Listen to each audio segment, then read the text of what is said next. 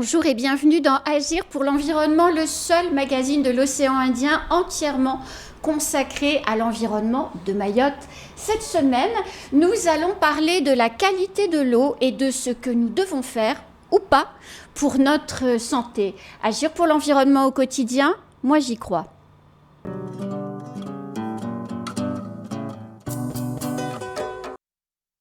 Pour parler de la qualité de l'eau, nous avons sur le plateau aujourd'hui Julie Durand, qui est chargée de santé et de proximité à l'ARS. Bonjour Julie. Bonjour Anne-Constance.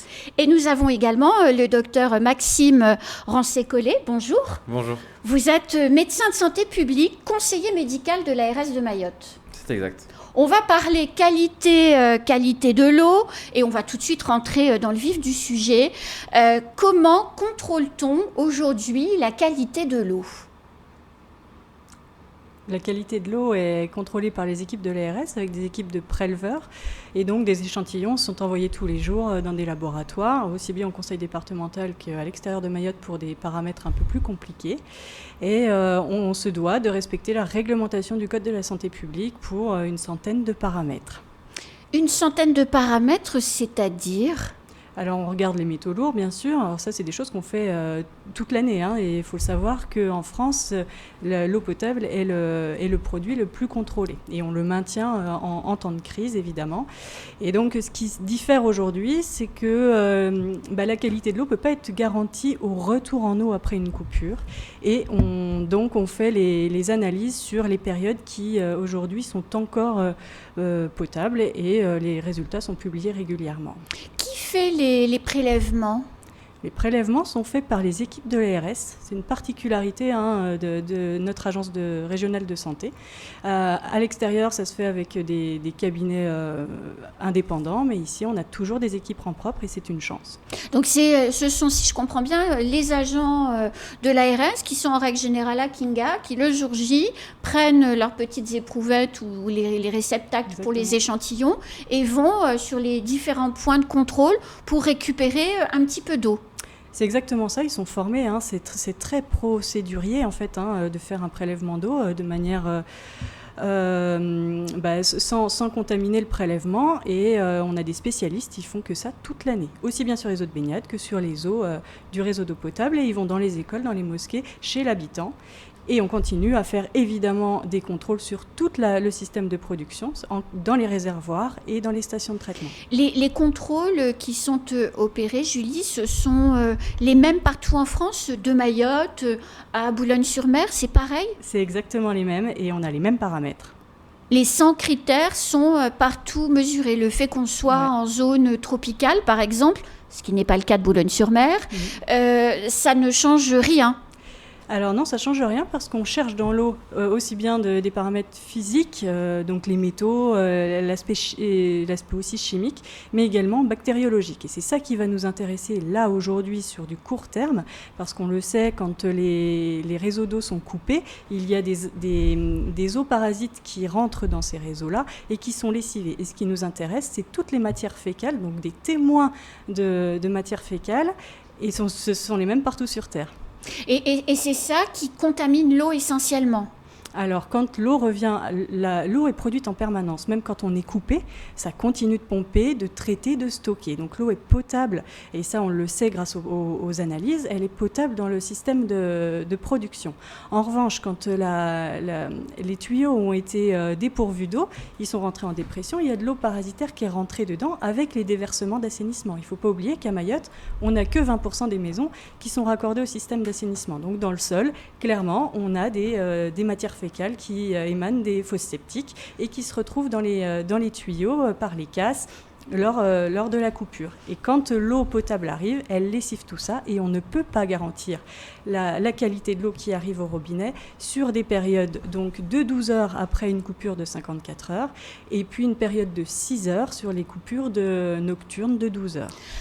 Peut-être rajouter un élément sur la particularité du contrôle qu'il y a à Mayotte. Alors, en plus du contrôle réalisé par l'ARS, il y a aussi la SMAE qui réalise des autocontrôles sur le réseau de la même manière que nous, sur le réseau de distribution, enfin de production, captage, production, traitement et distribution. Donc en amont ? sur toute la chaîne de production, donc de l'endroit où on va la chercher, que ce soit une source, un forage ou que ce soit la retenue collinaire, jusqu'au robinet du consommateur. Ça, eux et nous, on le fait sur toute la chaîne. La particularité qu'on a par rapport à la métropole, qu'on évoquait, c'est que pour cette période particulière de crise de l'eau, les coupures font, comme l'a expliqué Julie, qu'il y a une dégradation possible de la qualité de l'eau quand l'eau lessive les canalisations qui étaient laissées vides.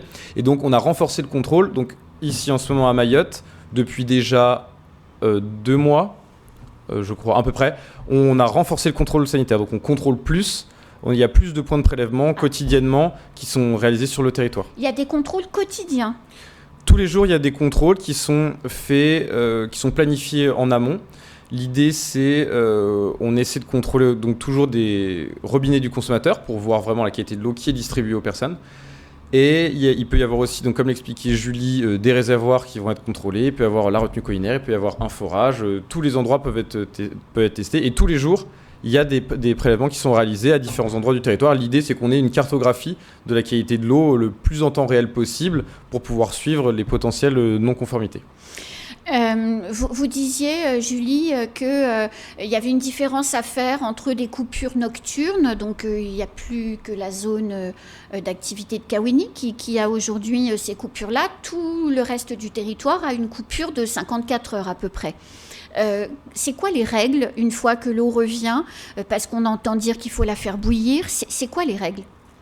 Donc les règles, sur la coupure nocturne à Kawéni, on ne peut pas garantir sa potabilité pendant 6 heures. Donc on peut puiser cette eau pour tous les autres usages, sauf la consommation et les légumes, le nettoyage de notre alimentation crue et le lavage des dents. Après cette période-là, on a encore une période de potabilité où là, on peut largement faire ses stocks pour la consommer. Donc pareil pour les zones de coupure de 54 heures, c'est une période de 12 heures cette fois qu'il faut éviter, où il faut éviter de la boire. Mais encore une fois, on peut faire tous les autres usages. Vous allez me dire, de temps en temps, l'eau est marron. Effectivement, ça arrive qu'au premier lessivage, l'eau arrive d'une certaine couleur. Donc là, essayez de l'utiliser pour le lavage du sol, mais surtout ne pas la boire. Les autres règles, c'est que sur cette période de potabilité, on peut encore la stocker pendant 48 heures. Pourquoi 48 heures ? Parce que dedans, on a du chlore. C'est le chlore qui désinfecte et qui vient tuer les micro-organismes présents. Et il va être actif seulement pendant 48 heures. Au-delà de 48 heures, le chlore est gazeux, il se sera échappé et on ne peut pas garantir que des bactéries ne se redéveloppent pas. Donc, alors, qu'est-ce qu'on doit faire ? Alors, au-delà de cette période, si vous n'avez pas le choix, que vous devez boire de l'eau sur la période de non-potabilité, ou alors vous êtes confronté à boire de l'eau d'un stockage au-delà de 48 heures, il est conseillé de la faire bouillir. Pourquoi la faire bouillir ? C'est le deuxième système de désinfection que n'importe quel habitant peut faire. Je vous garantis qu'à 100 degrés, aucune espèce résiste sur Terre, pas les bactéries et les virus. Donc, c'est à faire bouillir à 5 minutes à gros bouillon. Donc, à gros bouillon, les grosses bulles pendant 5 minutes. Docteur Rancé-Collet, les cafetières, les petites machines qui font chauffer de l'eau pour faire du thé ou autre, est-ce que ça suffit pour potabiliser l'eau ? Alors, non. Alors, l'idée, c'est... Il ne faut pas utiliser le terme, peut-être pas potabiliser, on va dire plutôt sécuriser, puisque l'eau qui est distribuée au robinet, sauf en cas de non-conformité, et là la population est au courant, est potable. L'eau est potable, c'est le principe d'ébullition, c'est une sécurité, puisqu'il peut y avoir de l'eau, de l'eau parasite qui vient s'infiltrer dans le réseau. L'eau qui est distribuée est potable, l'eau qui s'infiltre ne l'est pas. C'est le mélange des deux qui fait que l'ébullition est nécessaire pour assurer qu'il n'y ait pas de micro-organismes dans cette eau. Et donc, du coup, les autres moyens ne sont pas efficaces. Il faut vraiment, c'est ce que vous disiez, une ébullition à grosse bulle pendant 5 minutes. Donc, il faut... une casserole. Une casserole, oui, une casserole. Ou un plat, enfin, fait tout ce qu'on veut. L'ustensile qu'on veut. Dans l'idéal, quand même, il faut utiliser un ustensile qu'on utilise pour un usage alimentaire. Je le précise au cas où, que ce soit le plus propre possible pour pas qu'on salisse l'eau, entre guillemets, avec sa propre casserole. Mais du coup, oui, voilà, une casserole, 5 minutes, gros bouillon. Voilà, pendant donc 6 heures, pour une coupure nocturne et pendant 12 heures pour toutes les autres coupures désormais. Et ça, on peut peut-être le réexpliquer, on en avait déjà parlé ensemble au cours d'une précédente émission, mais sur le principe, pour que les gens comprennent, parce que on entend beaucoup que les gens ont des difficultés à appliquer les mesures, et peut-être parce qu'on les a pas suffisamment expliquées. C'est vrai que c'est nouveau pour tout le monde, c'est de longues coupures, donc il faut qu'on adapte aussi les mesures qu'on met en place. L'idée, c'est que quand le réseau est remis en eau à la fin d'une coupure, donc l'eau qui s'est infiltrée ressort au niveau du robinet, c'est de l'eau qui est sale, qui peut même parfois provenir d'assainissement. Donc imaginez à quel point c'est sale. Et donc pendant les 6 premières heures, on considère qu'il faut 6 heures pour que le réseau se purge entièrement une fois complètement. Donc toute l'eau qui stagnait dans le réseau, au bout de 6 heures, on est sûr qu'elle n'est plus là. Donc on est sûr que l'eau, c'est la même en sortie de l'usine de traitement qu'au niveau du robinet du consommateur. Pendant les 6 premières heures, on ne peut pas l'assurer. Donc c'est pour ça que pendant 6 premières heures, on fait bouillir, c'est un principe de précaution. Un principe de précaution qu'on applique. Et quand on a des coupures beaucoup plus longues, là on dit 12 heures, parce qu'en 12 heures, on considère que l'eau a eu le temps de se purger 2 fois dans le réseau. Et donc en gros, l'eau s'est évacuée 2 fois, on est sûr que ça a enlevé les eaux stagnantes et les eaux souillées. Alors, on arrive au fond des retenues collinaires, hein, c'est un secret pour personne. Est-ce qu'il y a plus de risques de pollution de l'eau au fond des retenues collinaires que lorsque celles-ci sont pleines à ras-bord ? Alors, il y a pas forcément dans tous les cas, le suivi continue. Donc s'il y a des problématiques, les gens seront au courant, puisque les résultats des contrôles sanitaires dont parlait Julie sont publics. Ils sont disponibles sur le site du ministère de l'Intérieur. Maintenant, l'ARS de Mayotte les publie pour que tout le monde en ait connaissance.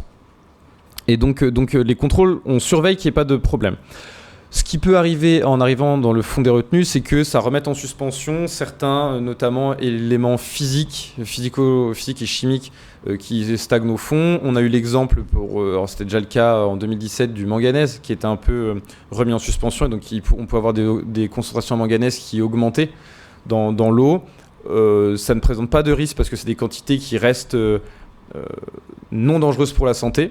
Mais on surveille qu'il n'y ait pas d'autres produits qui potentiellement pourraient être mis en suspension. Mais il n'y a pas d'alerte pour l'instant de ce côté-là. Il est arrivé depuis le début de la crise de l'eau que vous annonciez qu'elle était devenue impropre à la consommation sur des zones bien déterminées. Et puis, quelques jours après, 48, 72 heures après, vous dites, bon, ben ça y est, elle est à nouveau totalement potable. Alors évidemment, ça crée la confusion parmi les habitants qui doutent. Qu'est-ce que vous pouvez dire à la population pour les rassurer ? C'est que le contrôle continue et justement, si on est en capacité de voir des périodes de non-potabilité, ça veut dire que le système de contrôle fonctionne. Aujourd'hui, c'est que des dépassements de normes en bactériaux et du coup, on refait des contrôles dans les heures qui suivent pour voir si la SMAE a repris la main sur sa production et garantit de l'eau potable selon les normes. Donc, en cas de doute, aujourd'hui, c'est vrai que les recommandations peuvent être un peu compliquées, que l'eau n'arrive pas toujours à l'heure programmée au robinet, et ça, c'est très compliqué pour l'exploitant de comprendre comment fonctionne le réseau. Donc, en cas de doute, que chacun la fasse bouillir. Peut-on boire l'eau des puits ? Parce qu'avec la crise de l'eau, effectivement, de plus en plus de personnes réactivent les puits. Je pense notamment à Aqua, où toute la communauté villageoise est allée réouvrir les anciens puits d'antan. Est-ce que c'est safe de boire l'eau des puits ? Alors on le disait tout à l'heure, 20% seulement des habitations à Mayotte sont raccordées au tout à l'égout. Donc les autres habitations, les fosses septiques, ne sont pas étanches et se retrouvent dans le sol. Donc on se retrouve avec des matières fécales et des bactéries qui viennent de nos selles dans le sol et qui vont jusqu'à l'eau des puits et qui sont mélangées à l'eau des puits. Ça marche également pour les rivières. Donc à l'époque de nos grands-parents, il y avait moins de pression, moins de monde sur le territoire et des usages de l'eau différents. Donc on ne peut plus appréhender les puits comme on le faisait il y a quelques décennies en arrière. Donc aujourd'hui, ce qui est sûr, c'est que toutes les analyses de puits qu'on peut faire, et ça nous arrive d'être alertés par des collectivités, on vient faire des analyses de puits, elles sont toutes toutes contaminées par des matières fécales. Donc il faut éviter d'utiliser cette eau. Alors la boire, évidemment, interdit. Au risque de refaire répandre des épidémies, mais également éviter de se laver avec. La moindre plaie pourrait être surinfectée avec les micro-organismes présents dans cette eau-là. Donc on peut faire quoi avec l'eau des puits qu'on a à la maison? Parce que c'est vrai que quelquefois les coupures s'allongent, quelquefois il faut être réaliste, on manque, nos stocks que l'on a pu constituer manquent, et c'est vrai que cette eau de puits, elle fait envie quand même.